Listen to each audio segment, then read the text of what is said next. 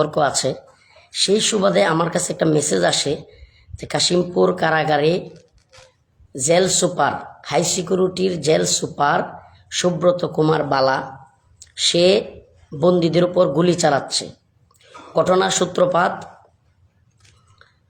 বন্দীরা যখন শুনতে পারে জালেম হাসিনার পতন হয়েছে, তখন অনেক বন্দীরা হই হুল্লোড় করে এবং বিজয় মিছিল করতে থাকে। তো সে এটাকে বন্দি বিদ্রোহ বলে কারারক্ষীদেরকে নিয়ে সে গুলির অর্ডার দেয়। এই সুব্রত কুমার বালা ইসকনের সদস্য। অনেকেই, আমি যখন কারাগার গেটে গেলাম সেটাকে আমি অতি উৎসাহী, আবেগী, এই সেই, মানে যেসব মানুষগুলোর কাজ নাই, এসব মানুষগুলোর কাজই হচ্ছে মানুষকে সমালোচনা করা আর ভাগবাটোয়ারা নিয়ে ব্যস্ত থাকা। যে সমস্ত মানুষগুলো এই সমস্ত কথাগুলো বলেছেন যে কেন গেলাম অতি উৎসাহী, আবেগী, আমার কাছে সুনির্দিষ্ট নিউজ আসছিল যে কাশিমপুর কারাগারে অনেককেই গুলি করা হয়েছে। তখন আমি যাই, আশপাশের এলাকার যারা আছে তাদেরকে নিয়ে আমি অবস্থান নিই কারাগারের সামনে। আস্তে আস্তে লোক বাড়তে বাড়তে হাজার হাজার লোক হয়ে যায়। অনেক স্বজনরা আহাজারি শুরু করে, এক মা আমার কাছে কান্নাকাটি শুরু করে। তখন আমাদের কাছে বিষয়টা যখন আস্তে আস্তে গভীরভাবে অনেকে আসতেছে এবং বিষয়টা সবাই জানতেছে, তখন কাশিমপুর বা এই আশপাশ অঞ্চলে সবাই জড়ো হচ্ছে যে কারাগারে কেন গুলি করা হলো। আমরা মিছিল দেই, সেখানে অবস্থান করি, সেনাবাহিনীর বিভিন্ন ফোর্স আসে, তাদের সাথে আমি কথা বলি, একজন মেজরের সাথে কথা বলি, একজন কর্নেল আসেন, ওনার সাথে আমি কথা বলি। ওনারা দীর্ঘ সময় খালক্ষেপণ করতেছিলেন। আমরা অবাক হচ্ছিলাম যে কেন আমাদেরকে কারাগারের কারো সাথে সাক্ষাৎ করতে দেওয়া হচ্ছে না।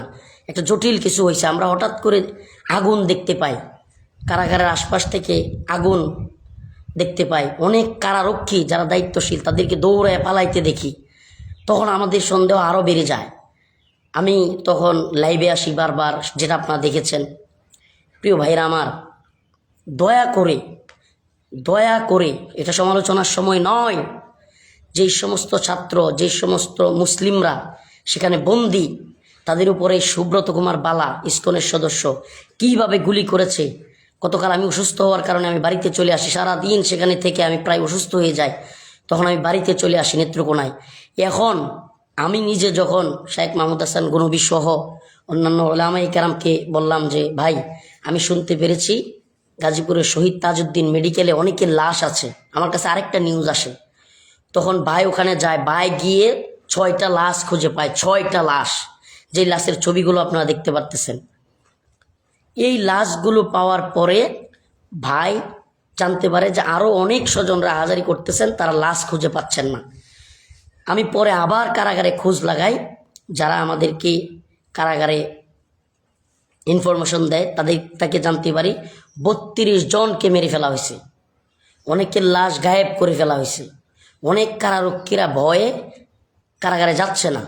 অবস্থা খুবই ভয়াবহ। তো এই জন্য এখন দেশবাসীর কাছে আমার উদাত্ত আহ্বান যে এই বন্দি কেন তাদেরকে হত্যা করা হলো, এবং যারা হত্যা হলো এখন লাশ পচে যাচ্ছে, কেন স্বজনদের কাছে দেওয়া হচ্ছে না। স্বজনেরা তাজউদ্দিন মেডিকেলে গিয়ে আহাজারি করতেছে, লাশ পচে যাওয়ার মতো অবস্থা, তবুও তাদের লাশ দিচ্ছে না।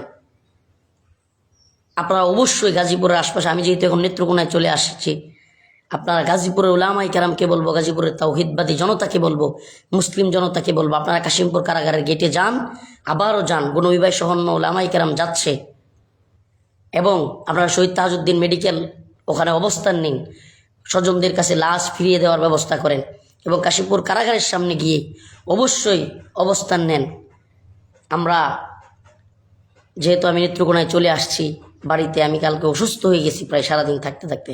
আমাদের উপর হেলিকপ্টারের টহল চলেছে, হেলিকপ্টার থেকে বন্দুকের নল দিয়ে বলা হয়েছে সরে যাওয়ার জন্য। মানে অবস্থাটা এতই ভয়াবহ ছিল, সেনাবাহিনীর ইউনিট একের পর এক আসতেছিল।